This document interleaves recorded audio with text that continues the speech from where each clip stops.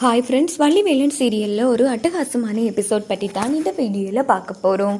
அதுக்கு முன்னாடி நம்ம சேனலை சப்ஸ்கிரைப் பண்ணாதவங்க கீழே இருக்கிற சப்ஸ்கிரைப் பண்ணை கிளிக் பண்ணிவிட்டு பக்கத்தில் இருக்கிற பெல் பட்டனையும் கிளிக் பண்ணிடுங்க. சரி, வாங்க வீடியோக்குள்ளே போகலாம். இந்த எபிசோட் எப்படி ஸ்டார்ட் ஆகுதுன்னா, கல்யாண மண்டபத்தை தான் காமிக்கிறாங்க. ஒரு வழியாக கல்யாணம் நின்று போயிடுச்சு. எங்கே பார்த்தோம்னாச்சு அழகாக ப்ளே பண்ணி எப்படி இந்த கல்யாணத்தை நிறுத்திட்டான் தம்பி, எனக்கு என்னமோ பயமாக இருக்குடா. அந்த ஜானகி ஒன்றும் அவ்வளோ லேசுப்பட்ட ஆள் கிடையாது. கண்டிப்பாக இந்த கல்யாண மண்டபத்தில் இருந்தால் எப்படியாச்சும் இந்த கல்யாணத்தை தடுத்து நிறுத்தணும்னு எது திட்டம் போடுவாள்னு பயமா இருக்கு அப்படின்னு போதும். அக்கா, நான் தான் இருக்கல, நீ எதை பற்றியும் கவலைப்படாதுக்கா, நான் பாட்டுக்கிறேன் அப்படின்னு சொல்லி தர்மலிங்கம் அந்த இடத்துல வேதனாயை வந்து சமாதானப்படுத்துறாங்க. இன்னொரு பக்கம் பார்த்தோம்னா வள்ளி வந்து நேராக வேலுவை பார்க்க வராங்க. என்னடா எப்படி இந்த கல்யாணத்தை நிறுத்தலான்னு யோசிச்சுட்டு இருக்கியா அப்படின்னு போதும்.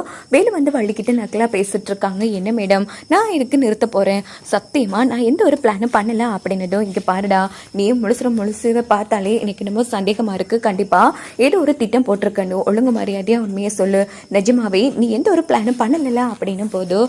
ஐயோ இங்க பாருங்க மேடம், கண்டிப்பா நான் இந்த பிளானும் பண்ணல, அதே மாதிரி நான் ரேணுகா கழுத்துல தான் தாலி கட்ட போறேன், நீங்க தைரியமா போங்க அப்படின்னதும் வள்ளி வந்து அந்த இடத்துல இருந்து கிளம்பிடுறாங்க. இன்னொரு பக்கம் பார்த்தோம்னா முத்தையாக்கிட்ட வந்து ஜானகியம்மா பேசுறாங்க. என்ன தம்பி, இந்த கல்யாணம் நல்லபடியா நடக்கும்ல அப்படின்னதும், கண்டிப்பாமா, கண்டிப்பா இந்த கல்யாணம் நல்லபடியா நடக்கும், அதான் வேலை சொல்லியிருக்கான்ல. இல்லப்பா, அந்த தர்மலிங்கம் வேதநாயகி எல்லாம் அவ்வளோ லேசுப்பட்ட ஆட்கள் கிடையாது, அதான் எனக்கு ரொம்ப பதட்டமா இருக்கு.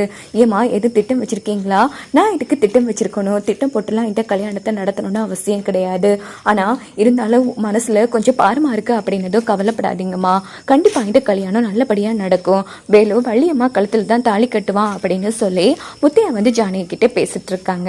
இந்த பக்கம் உடனே முத்தையா என்ன பண்றாங்கன்னா வேலுவை பார்க்க வராங்க. டே வேலு, இங்க பாருடா, ஜானகிமா வந்து பேசினாங்க. ஆமா, எது திட்டம் போட்டிருக்கியாடா, சொல்லுடா, நீ வள்ளிக்கலத்துல தானே தாலி கட்டுவா அப்படின்னதும், அப்பா இங்க பாருங்கப்பா, நீங்க இதை பத்தியும் கவலைப்படாதீங்க, நான் இதுக்கு திட்டம் போடணும், ஆனா கண்டிப்பா வந்து வள்ளிக்கலத்துல தான் நான் தாலி கட்டுவேன், ரேணுகா கழுத்துல தாலி கட்ட மாட்டேன், நீங்க இதை பத்தியும் யோசிக்க வேணாம் அப்படின்னு சொல்லி இந்த பக்கம் நம்ம வேலு முத்தையா வந்து சமாதானப்படுத்திட்டு இருக்காங்க.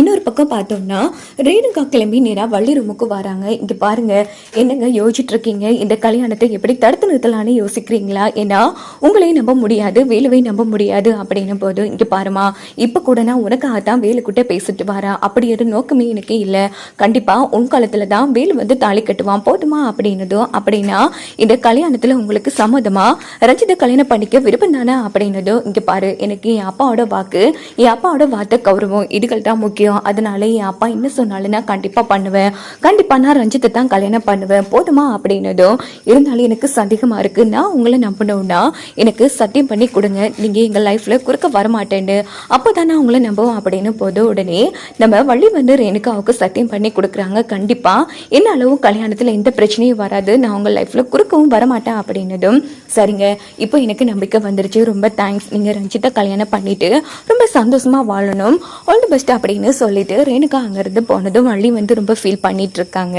அப்படின்னு பார்த்து ஜானகி கிட்ட வந்து, என்னம்மா இந்த கல்யாணத்தை நிறுத்துறதுக்கு எதுவும் திட்டம் போட்டிருக்கியா, என்னம்மா இது இப்படி பேசிட்டு இருக்க, நான் இதுக்கு திட்டம் போடணும், சரியா நடக்க வேண்டியது நடந்தே தேரும் அப்படின்னு பேசிட்டு இருக்கும்போது ரத்னவேல் பார்த்துடுறாங்க. ஏமா இவ கூட எல்லாம் பேசிட்டு இருக்கா அப்படின்னு போது, ஏப்பா இப்படி எல்லாம் பேசுறீங்க, நம்ம அம்மா தானே அப்படின்னு போது, இங்க பாருமா, இவளெல்லாம் அவ்வளோ லேசுப்பட்ட ஆள் கிடையாது, இவங்கிட்ட எல்லாம் நம்ம கொஞ்சம் உஷாரா இருக்கணும், இங்க பாரு, கல்யாண மண்டபத்துக்கு வந்தமா, கல்யாணத்தை பார்த்தமா போனமான்னு இருக்கணும், இவ கூட எல்லாம் தேவையில்லாத பேச்செல்லாம் வச்சுக்காத அப்படின்னதும் நம்ம ஜானகி வந்து ரொம்ப ஃபீல் பண்றாங்க. இன்னொரு பக்கம் பார்த்தோம்னா நம்ம ரேணுகா கிட்ட வேதனையாகி பேசிட்டு இருக்காங்க. வள்ளியாலேயோ வேலுவாலேயோ எந்த பிரச்சனையும் வராது, இருந்தாலும் இந்த வேலு வந்து நல்லா அழகா திட்டம் போட்டு பிளே பண்ணி தான் எப்படி கல்யாணத்தை நிறுத்தலாம் நின்று போகும்னு திட்டம் போட்டு பண்ணி வச்சிருக்கான்.